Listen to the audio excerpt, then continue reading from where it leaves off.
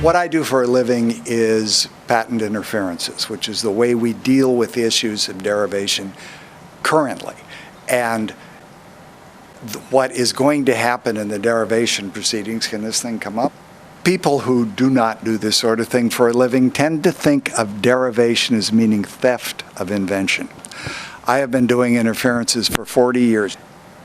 Derivation is not necessarily theft. In the 40 years I've been doing interferences, I've had exactly one case that involved breaking and entering in the nighttime. That is derivation, but 98% of derivation cases don't involve anything anywhere nearly that sexy.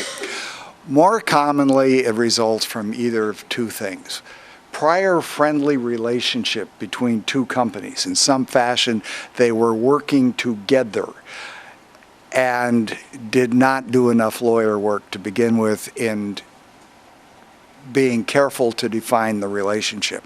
The other thing, which is particularly relevant to you guys in the IEEE, is that techies talk.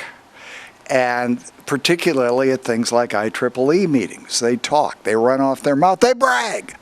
And they talk about what they're doing for a living. Hey, Joe, what are you doing these days? Well, here's what I'm doing these days, and things come spilling out.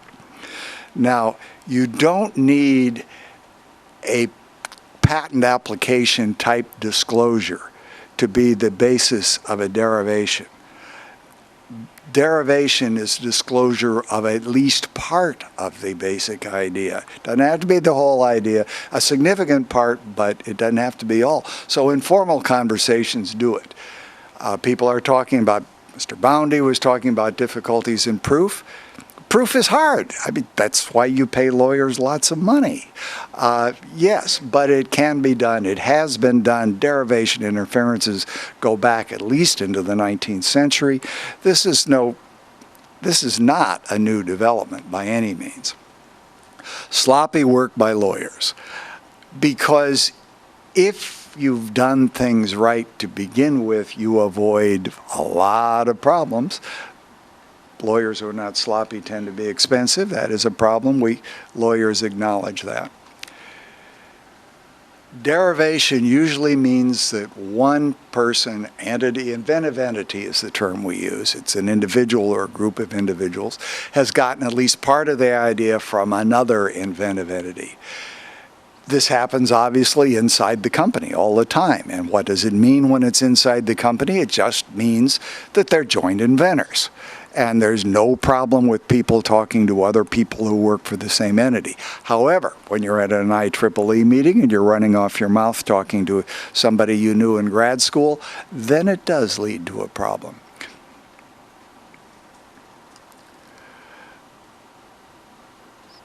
There is a misconception that concerning, particularly with foreigners, a misconception concerning the effect of this joint invention when they come from different companies, because the European law and the Japanese law is different than the American law.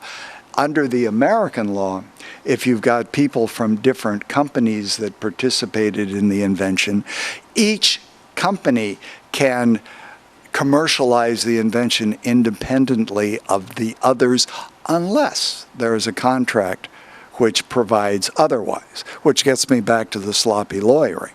You really want to have your dog go out on a leash and talk to other companies. I like that part of Boundy's talk. That was a really good analogy. You want that to happen, but you want it to happen in a controlled situation such that you keep the leash on your property rights. To be a joint inventor, one must have contributed something significant to the invention as defined by at least one claim in the patent or application under consideration. It is not enough to say, well, I am a salesman, I sell steel, this is a good strong steel that'll help in building your machine, your printing press, whatever it is. That's not enough, but if you have something that is beyond simply what a salesman is expected to contribute, then you wind up as a joint inventor. That is a very, very brief introduction to what it means to be a joint inventor.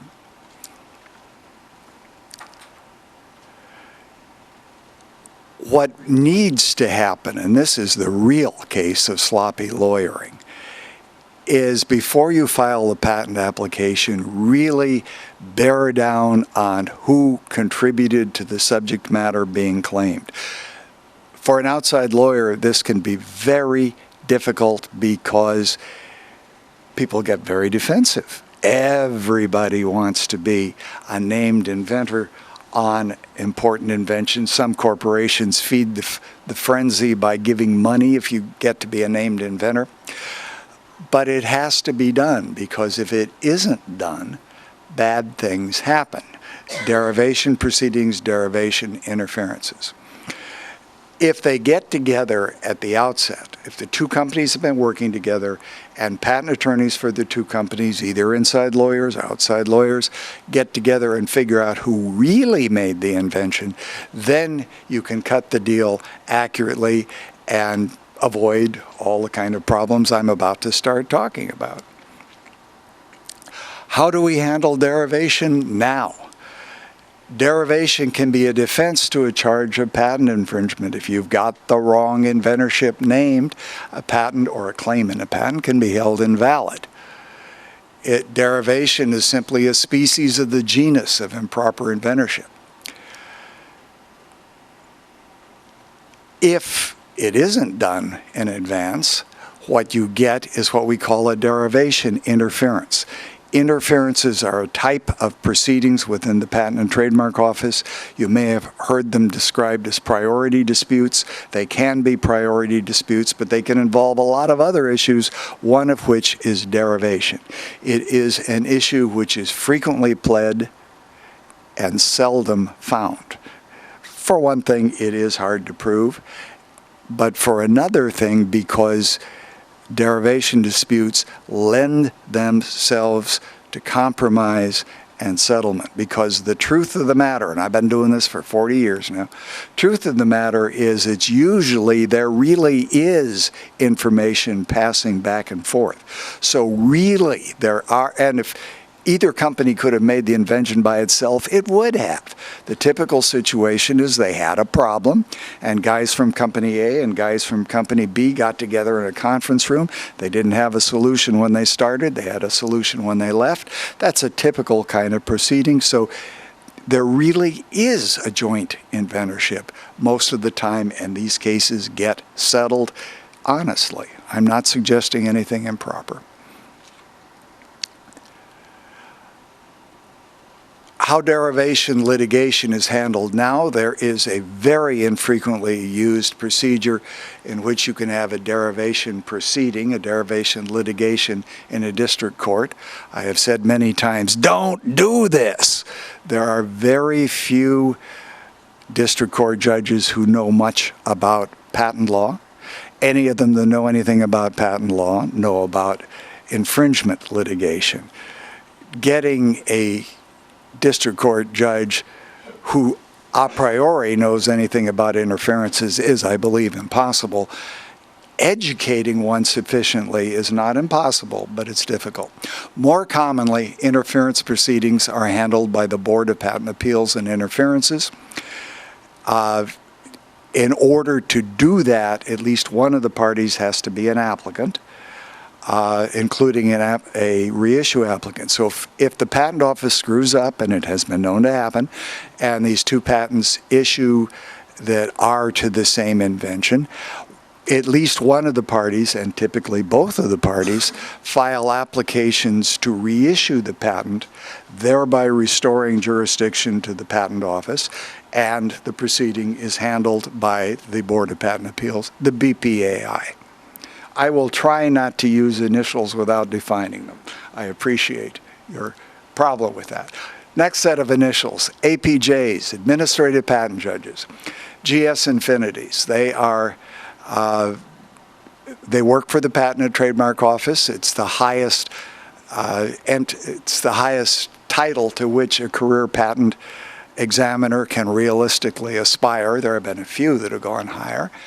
A small subset of the APJs handle contested cases, most of which are interferences. Even currently, there are contested cases that are not interferences, but that's not what we're here to talk about. The APJs are techies, all of them. A lot of them have PhDs, and they understand technology, and they understand patent law, and the APJs who handle interferences have specialized training in interference law. No juries, no judges who majored in medieval English literature. You can talk to these people, and they don't always agree with me, but they understand my arguments. They're relatively fast. Most are decided, at least at the administrative level. There is court review, which can be slow, but at the administrative level, a huge majority are decided within 2 years. That's fast by judicial standards. You may think 2 years is a long time, but in terms of deciding legal controversies, that's fast. They are relatively cheap. I have told clients many times in recent years that the range, the 2 sigma range, is $500,000 to $2 million. That covers the majority of it. That's outside counsel fees. That covers the majority of interferences. There are a few that are cheaper, there are a few, and that's interferences that run all the way. If you settle the day after they're declared, they obviously cost a whole lot less. They decide any patentability issue that could be decided in patent infringement litigation, not just derivation. Very often there are numerous issues in play, and they are reviewable in district court. That's the way we do it now. That's the way we are going to be doing it during the careers of any of you that have white hair, probably any of you that have gray hair, because as you just learned, the law doesn't change till 18 months after the statute was passed, and it applies to all applications filed before that critical date, March 2013. Most of the interferences I handled involve cases that were filed 4 or 5 years earlier, sometimes even more than that, sometimes 10 or 12 years earlier.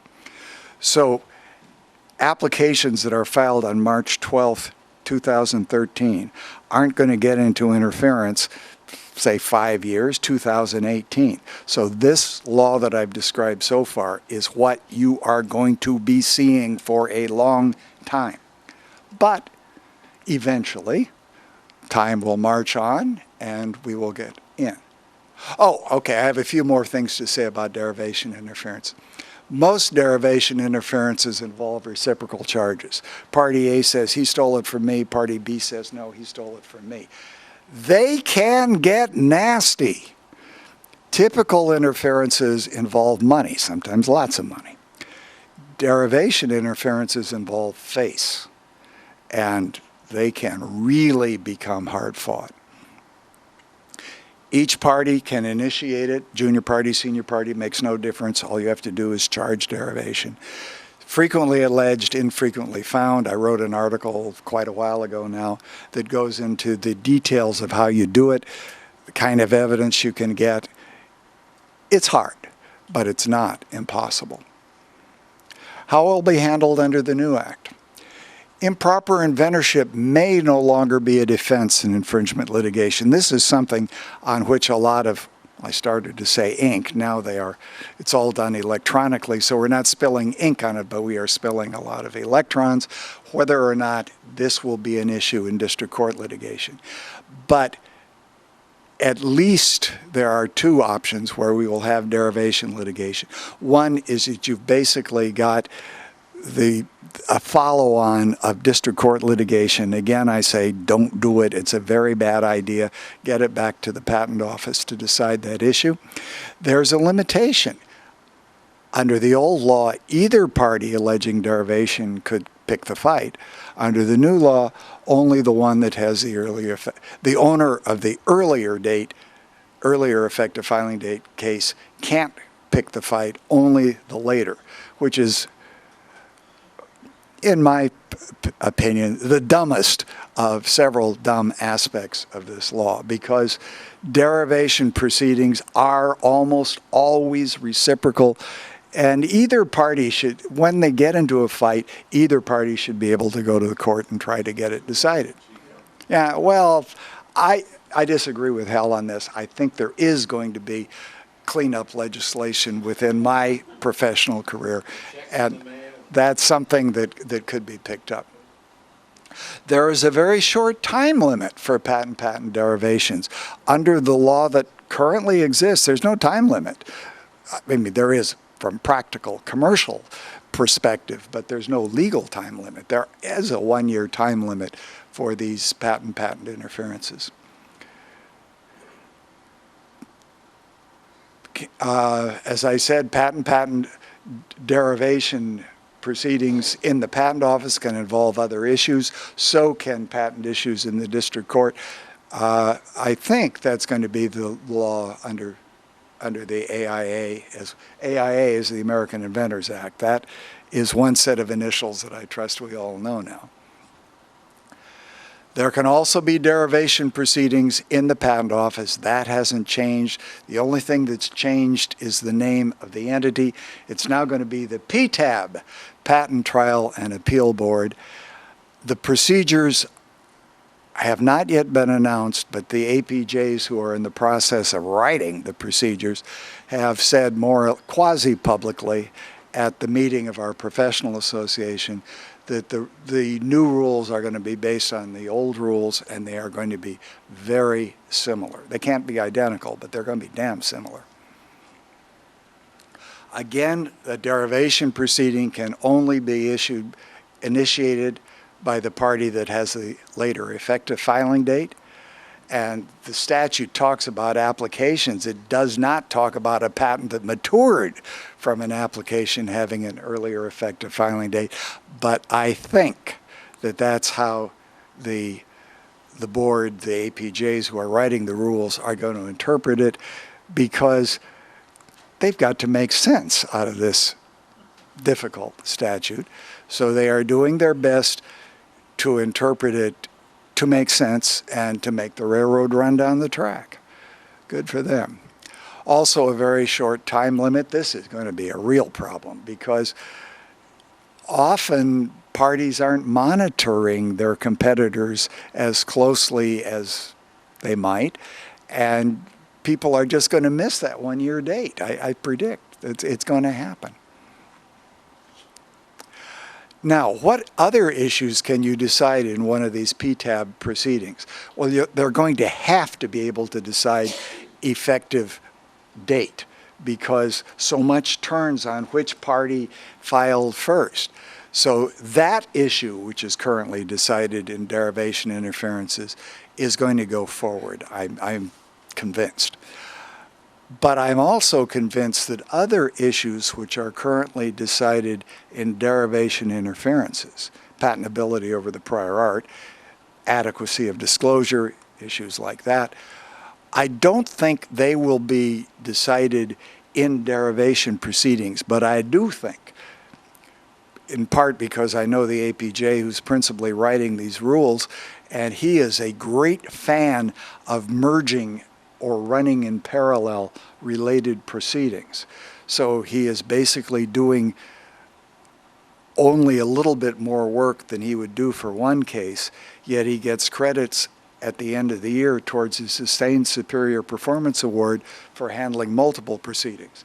So I think what they will actually do is have derivation proceedings and the cancellation proceedings, which they call post-grant review, running in parallel, assigned to the same APJ. That's my guess how it's going to work. That would be the most efficient way of doing it.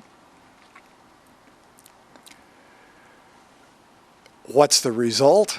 You take down the other guy's patent. That is what you do in a derivation interference. That's what you're going to be doing in one of these derivation proceedings. Either take down the patent, the claims involved, or get a judgment that the other guy's application claims are unpatentable, and at least within the patent office, that's endgame for the party that loses. Judgments in PTAB derivation proceedings can correct the naming of the inventor. That's a wonderful addition to the statute. The statute is not all bad. There's a lot of good stuff in it. There's no similar provision relating to patent derivation proceedings.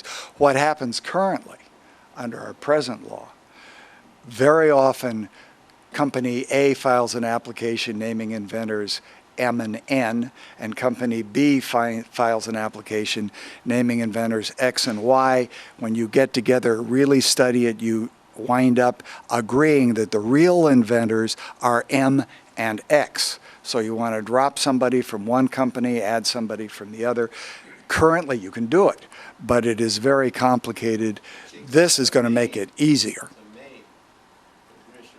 Yes, I am much more of an optimist than my colleagues on the panel. I know these judges. I know who's going to be doing them. Trust Chico. No, trust Jameson Lee. Trust Mike Tierney.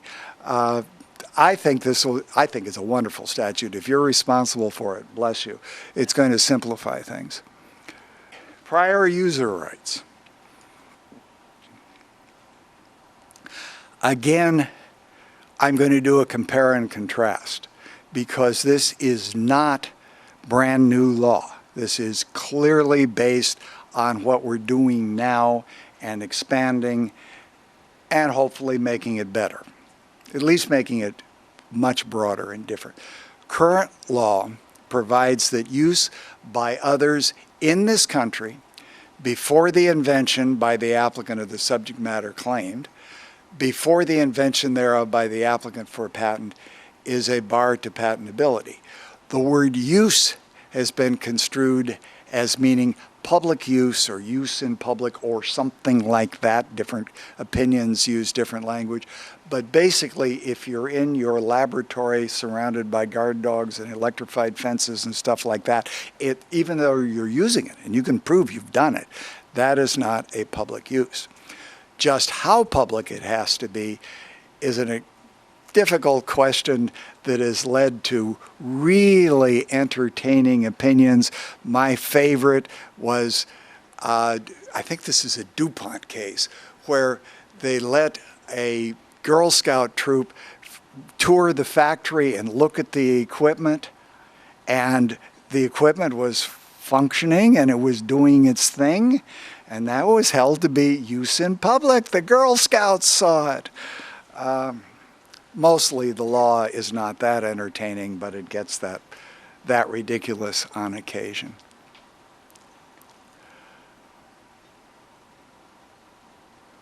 But the prior user rights has to do with this. This is heading C. These are what we have now.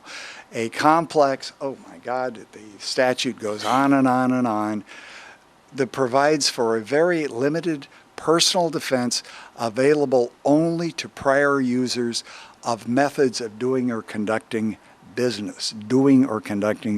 This is a business patents kind of exception currently. It is very seldom used, partly because it's so complex, and partly because it has to do with what is a business method.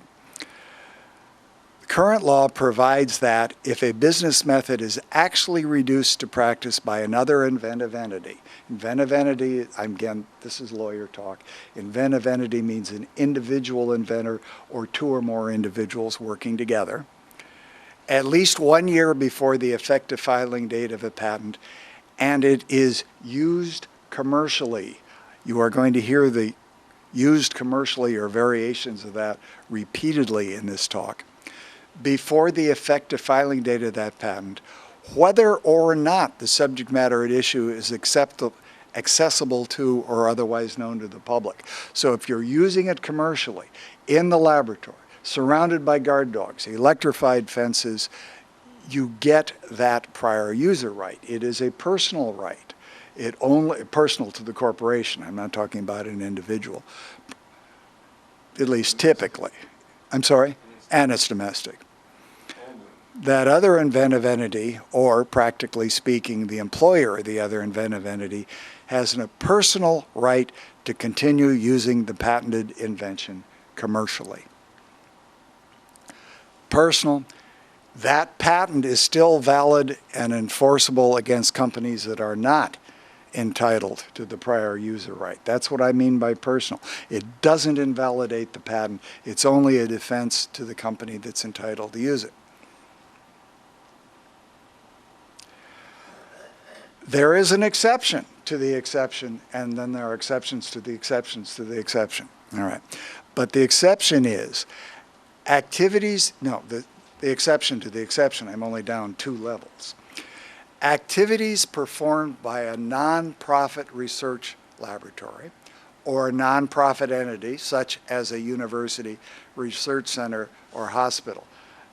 The universities and the hospitals do a very, very good job of getting sympathy from congressmen and getting their own personal statutes. And only if the public is the intended beneficiary of the use. Well, of course, if you work for a research laboratory, a nonprofit research laboratory or university, your going in position is everything we do. We breathe in, we breathe out. That's all intended for the benefit of the public, okay? Are statutorily deemed to be commercial uses for the purpose of obtaining the personal right to continue the use. So, the hospitals, the universities can continue, even though they are nonprofit, they are treated as if they were a profit-making entity insofar as they get these personal rights. But they only have that personal right to use it inside their own laboratory. Of course, that's not what the professors are interested in. What the professors are interested in is peddling these rights to somebody who will make them rich and famous. But this whole prior user right business is carefully calibrated because it can so easily just become unreasonable. So you'll see a lot of limitations on the rights. All right, now it's changed. What I was talking about now, up to now, was prior user right under the current law. Now I'm talking about what is going to be in another 17 months or whatever it is. The scope of the personal defense has been broadened enormously. It will be available for subject matter consisting of a process or a machine or a manufacture or composition of matter used in a manufacturing or other commercial process, but it is not limited to a method of doing or conducting business or in the United States. But it's still got to be a commercial process. Nobody knows exactly what that means, but I think it's pretty clear. Commercial process is you're selling something. You're selling a product, you're selling a method of working on products, of refining ore or something like that. It's got to be commercial scale. And it has to be in conjunction with arm's length use, commercial transfer, etc. This is to limit it strictly to commercial use as opposed to a big research laboratory which has people making every conceivable analog of some chemical compound. And they have made 115 analogs of that chemical compound. And they have used each and every one of them to kill grass, and so now or to make grass grow faster. The joke among patent attorneys is for chemists, when you've got a new product, you put it on grass. It either kills it or it makes it grow faster. If it kills it, it's a herbicide. If it makes it grow faster, it's a fertilizer. So you got a use. Well, that kind of use is not going to cut it. I'm convinced of that for prior user rights. The other limitations are similar to, must occur within 1 year of the effective filing date. Dave Boundy's materials cover that exception. Exception for nonprofits has been brought forward in its entirety, but an exception to the exception to the exception has been added. The defense is not available to a university or a tech transfer organization whose primary purpose is to facilitate commercialization of technologies developed. This is against WRF, the Wisconsin Alumni Research Foundation. they have attracted public attention. There are other people besides Wharf that does this. Most of this stuff is done, if not in secret, it is most of the stuff by the nonprofits. It's certainly not the sort of thing that competitors are ordinarily going to know about. So what makes this very controversial is it is a personal right available to work that goes on in secret. You can't plan for it. This was part of Dave Boundy's pitch. It completely increases the unknowns and the unknowables, which is a problem for business people. Well, business people's, the ones we read about in the newspapers, are adequately compensated, to say the least, and this is just one more unknown they have to deal with. Now, a whole bunch of limitations to keep this from going hog wild. It's a personal defense, Company X. But suppose Company X is bought by Company Y. Does the personal defense go with it? Yes, as long as it's a good faith transfer for other reasons. What we're getting at here is Company X is a small startup company maybe, and it goes belly up. And it is acquired by Intellectual Ventures or one of the other non-practicing entities.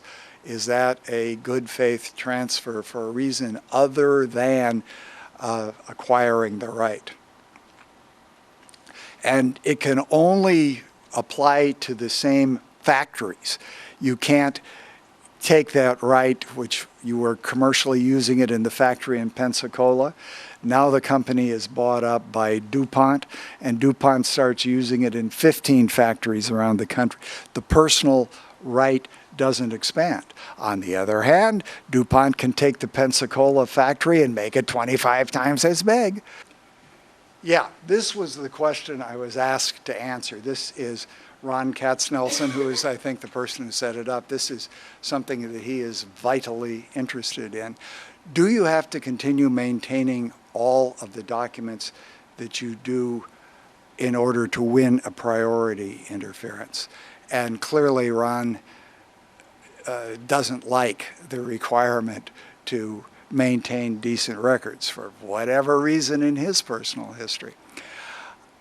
I think this is a judgment call for each company, and in many cases, I don't really think you have to maintain the kind of detailed records that are required to prove priority. Again, all of this stuff on prior user rights turns on commercial use. Well, if you're out there selling the stuff by the ton, your company has records. You've got to keep records for reasons other than the gratification of patent lawyers. You keep records because otherwise the company grinds into a pile of rubble.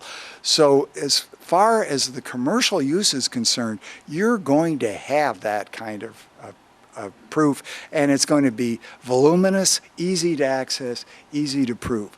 The only time you would need the kind of pissy, careful records we need for priority interferences is when you are trying to establish an early actual reduction to practice. Remember, I said there were two dates that were critical with respect to the prior user rights: when you actually reduced it to practice and when you started using it commercially. That will be an issue occasionally. Really, really rarely, I am guessing. And for some companies and for some individuals who have a personal antipathy to keeping records, and I have sure known scientists and engineers that appear to have a personal antipathy to keeping decent records, you may say, the heck with it, I'm just not going to bother with it. But then again, if you are the one case in 10 million where you need to prove both dates, not only when you started commercial use, but when you reduced it to practice, and you don't have decent records, and you're explaining to the president of the company, well, it was just too much of a bother, so I didn't do it, that could be a difficult interview. I think that's the last page. It is. Thank you very much. we are going to